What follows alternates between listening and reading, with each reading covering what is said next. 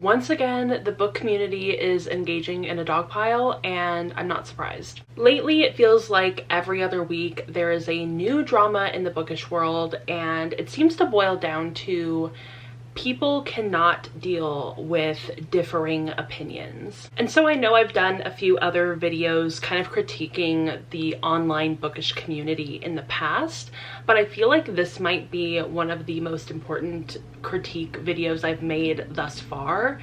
And today I really want to talk about the way that the bookish community has really devolved into this really weird toxicity towards not only readers, but also authors as well. So in the past week, I know that this is going to sound really weird, but it's basically that Ali Hazelwood has kind of, for lack of a better word, come out as someone who prefers Gale from the Hunger Games over Peeta from the Hunger Games, like kind of in that shipping war of like who should Katniss end up with, Gale or Peeta.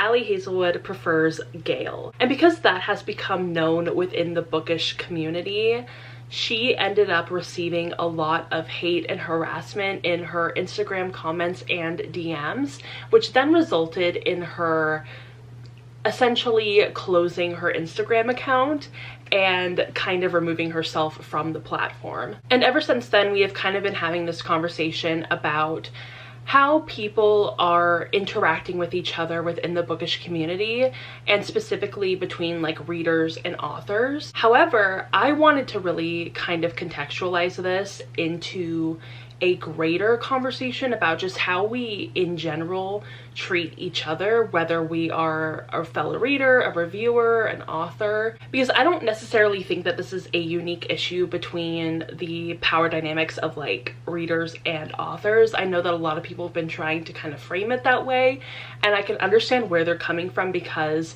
this specific issue mainly affects an author as kind of like the victim in the situation and readers as the perpetrators. However, this is definitely a product of a bigger issue that we have not yet addressed within this community. So just within the past year, and this is mainly happening on Threads, though I have seen it kind of bleed over into other platforms like Instagram, TikTok, BookTube, etc. But just within the past year on Threads, there have been a few instances of massive dog piles onto just like random readers, random people who are just expressing their own opinions or their own kind of like silly, fun little takes that typically would just kind of like blow over and wouldn't be that big of a deal. But for some reason, the sort of like book internet hive mind has really latched on to these specific examples and has run with it and kind of engaged in these like weird harassment campaigns against these just random accounts. So I would say like a few months ago, I can't remember if it was the end of last year or the beginning of this year, but it happened on Threads. Basically, somebody made a post that essentially said something like, if these love interests in the cowboy romances were real, they would most likely be conservative. And that one specific post, literally one post, one joke, and it was not really even meant to be something that was going to be taken seriously. It was kind of meant in a joking manner. However, people kind of decided to hone in on that post and really go hard against the person who made that post and harass them and send them hate and react in like really weirdly unbalanced ways of like, this post should not have garnered this kind of response. It just seemed really out of touch in a way. And that dog pile kind of lasted basically an entire week on Threads, on Instagram, on TikTok, of people just attacking this person and being like, how could you even think that? And even authors jumped in on this dog pile being like, you have no idea, you know, my main characters, my love interest would never be conservative, and like that, this is ridiculous, and you're just, you know, whatever, you're just trying to frame authors as bad people. And it's like, that's literally never what the intention of the post was.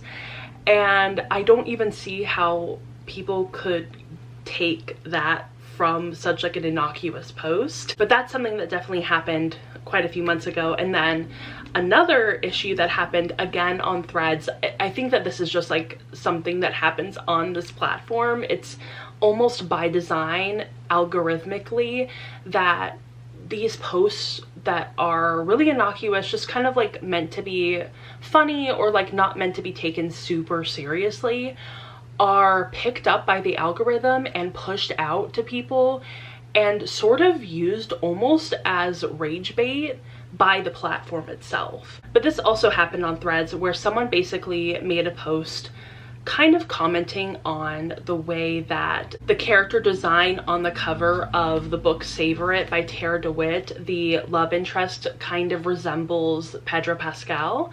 And I can understand where this person got that idea from, or got that sort of like comparison from, mainly because there have been so many instances of book covers, specifically in the romance genre, that have very obviously referenced celebrities in the past. I think I can put up a few different examples of like, yeah, that's pretty obvious, I think, you know, at least in my mind.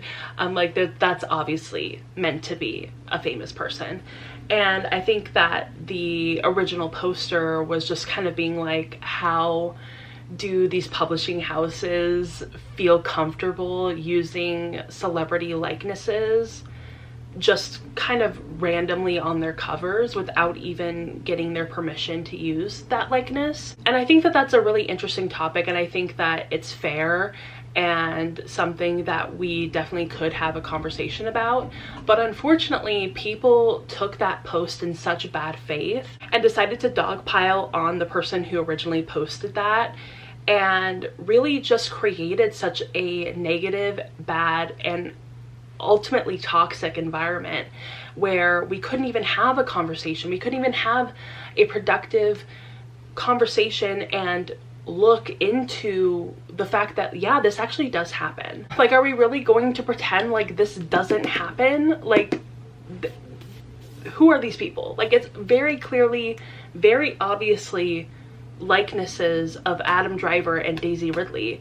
Like, why are we pretending like that's such an outlandish thing to think? And it really ended up coming to a head because the author herself, Tara DeWitt, ended up engaging in this dogpile as well. And we've seen this time and time again, where seemingly innocuous posts that are either meant to be kind of like jokes or just like productive conversations about an actual issue within the publishing sphere, where these get taken in such bad faith that they are twisted, and it ends up creating this harassment campaign against just random accounts, where like it was one post. It wasn't even like somebody making like a massive campaign against an author or whatever, being like, you're being problematic, or you're being this, or you're being that. It was one post. And then we're seeing this happen again with Ali Hazelwood, and I think that this is all happening within the same context. And we really, as a community, need to have a real and honest conversation about the way that we treat each other within this community, because I have seen the way that this community has devolved into toxicity over the past like 5 years. I think that people really need to keep in mind that not every disagreement in opinion needs to become a witch hunt or a dog pile or whatever.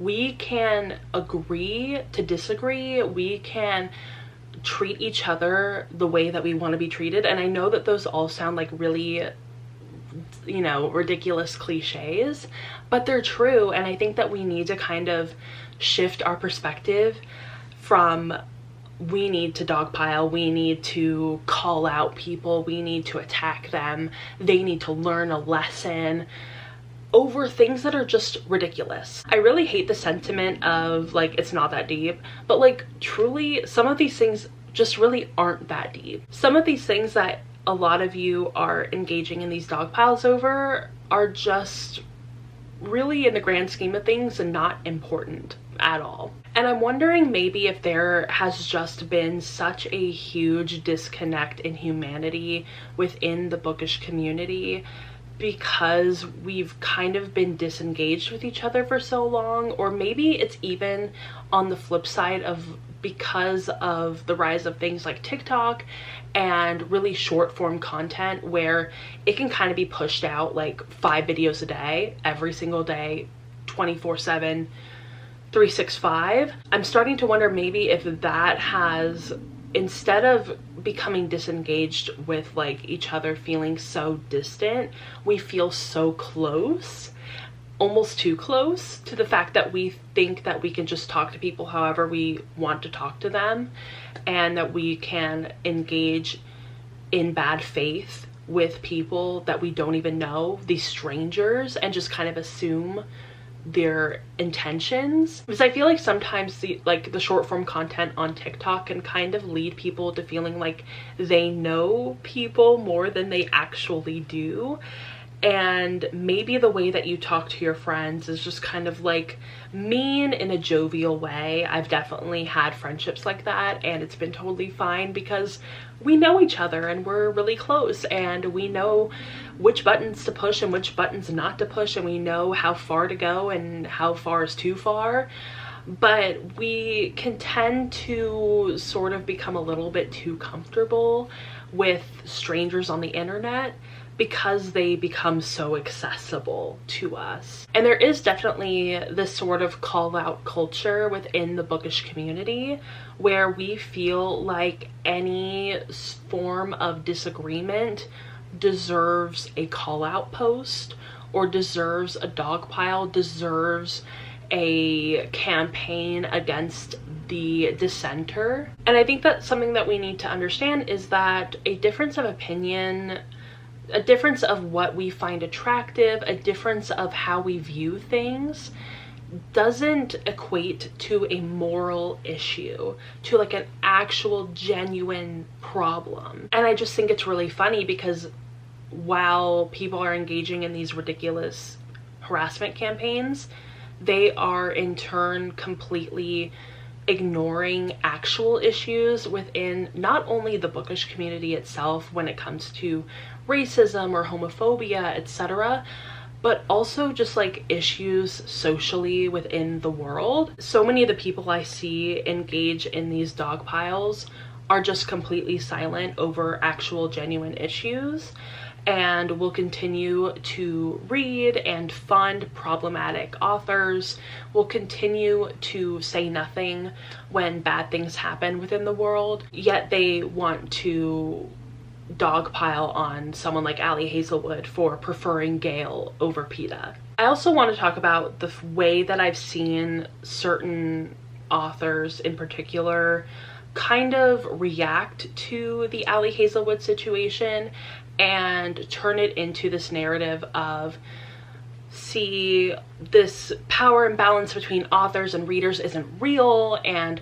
readers use it to weaponize against authors, and just kind of generalizing that like all readers, all reviewers, etc. are inherently toxic. And to me personally, that just is not the full picture. Yes, readers can absolutely cross lines, but we still have to acknowledge that there is a power imbalance between readers and authors, especially when the author has a really, really large platform, similar to something like Emily Henry, Ali Hazelwood, Tara DeWitt, etc., etc., etc. And I think another form of this toxicity within the community kind of appears when we see authors on Threads or Instagram or TikTok or whatever screenshot negative reviews that were not sent to them, that they just kind of found out in the wild, and they post them on their profiles, and whether it's intentional or not, they kind of are the catalyst for a harassment campaign or a dog pile. And I think that it's important to remember that when you're an author, whether you realize it or not, you do hold a lot of power in this dynamic between authors and readers and reviewers. And the way that you respond to criticism really does matter. And obviously you can't control the way that your platform or the way that, you know, the people who engage with your work act outside of that little bubble. But you do definitely have to be mindful of how your words can set these kind of things off in sort of a little bit of a chain reaction that maybe you didn't intend, but it's going to happen anyway. And so we do really have to think twice before we decide to screenshot a review, screenshot a comment, or a random post. Maybe it wasn't even left on your profile, you just saw it out on your For You page through the algorithm. Yeah, it's probably not a great idea to just let your emotions kind of control how you respond to these comments, to these posts, to these reviews. And I feel like I always have to say this, but obviously if a reader or reviewer is sending you harassment directly, that's a totally different thing. But if it's just like a review or a post that you come across and it wasn't sent directly to you, yeah, maybe not the right time to comment and send your followers over to harass that person, even if you didn't mean to do that. And it's also just really important to remember that social media outrage is kind of like a wildfire. You can start it, but it's going to get out of hand really, really quickly, and it will go viral so fast. And to me, I think the reason why this keeps happening is that I think they treat fiction and the way that others respond to fiction as a reflection of their values and of their morality, and ultimately as a culmination of their identity. So when someone says that they don't like a character, they don't like a trope, or maybe they have just like a dissenting opinion about a genre or a book or a character, it's taken really personally. But what we have to remember is that not every difference in taste is a reflection of somebody's morality. And I think that something to take away from this is that harassment does not equal accountability, and not every single issue or difference in opinion deserves accountability. And similarly, not liking a character, not liking a book is not something that warrants a social media takedown. And I think that if people in the bookish community could learn how to sit with discomfort, sit with somebody maybe not completely agreeing with them, then we would all be a lot better off, and maybe these sort of harassment campaigns or dog piles, etc., would not happen nearly as frequently as they do. I think that instead of immediately reacting to posts and immediately going to anger, that we need to kind of take a moment to step back and maybe ask questions, or maybe engage with it a little bit more thoughtfully, or even just slowing down the reaction cycle. I know that for me, it really helps to see a post and maybe read it a few times, maybe sit with my feelings about it for a few minutes, maybe even send it to a trusted friend through group chat or DMs or whatever, and be like, hey, am I seeing this correctly? Am I reacting to this in a way that makes sense and that isn't totally like leading with really passionate emotions? Because I know that readers, authors, reviewers, people who just love books are very passionate, and we're all here because we love books so much. So I understand when, you know, people will see a post that maybe kind of feels like a bit of a personal attack because they tie their identity so directly to the books that they love, the genres that they love, the authors that they love. They have this really parasocial relationship to those things. So when they see a difference of opinion on a book, a character, or even an author, they will immediately internalize that and feel like it's a attack on them. And I say this all because I have been there as well. I have had those negative reactions to ridiculous opinions, to things that people post that are not meant to be taken super seriously, and I have an immediate reaction of like, this is hurtful to me, this does not feel good. And so my immediate reaction is to defend, is to go on a bit of like a, not necessarily like a scorched earth, but just like, I'm really upset about this and you need to know immediately how upset I am about it. But I think that, you know, as I've gotten older, as I've been in this community longer and longer, I feel that urge less and less every day. And so now I feel like I can kind of regulate my emotions and my feelings towards these things, because I know that, you know, hey, if I love these books, if I love these characters, it's totally okay. And it's also completely okay that someone might not like these books or might not like these characters. And it doesn't really say anything about either of us as human beings. And I've definitely even also had those moments of like censoring the way that I interact online, like on Threads or on TikTok or whatever, and feeling really insecure or really scared to post an opinion of mine that might not be something that everybody loves or that everybody agrees with. I think it's really ironic that people love to do like the unpopular opinions thing, but the unpopular opinions are never truly unpopular, because if they were, they would probably result in a harassment campaign, and yeah, we all know how that goes. I think at the end of the day, we just all need to remember that we are here because we love books, we love reading, we love kind of engaging in that social experience of reading books together and talking about them together. I think that that's really important. It's kind of the reason why I started making these videos in the first place, was to have a community, was to have people to talk about our opinions, our emotions, our takes on books, because I didn't have that in person. I don't have friends that read. I don't have that like in-person community of people who like to do the things that I like to do. And I feel like the way that the Bookish community has been interacting with people as of late, specifically within the last year, has become really truly exhausting. And from talking to a lot of my friends, they feel very alienated from this community and very much like we don't really have a place to just be normal and just to have normal interactions about books. And so that's just what I want to leave you guys with, is that disagreeing about fictional men, about books, about tropes, etc., it's not the end of the world. We don't need to go on a tirade every time somebody has an opinion that we don't agree with. And I think that we would all be better off if we could just chill. If we could all just touch grass and realize that we are all different people, we all have different experiences and different biases, and they all will color the way that we interact with books very, very differently.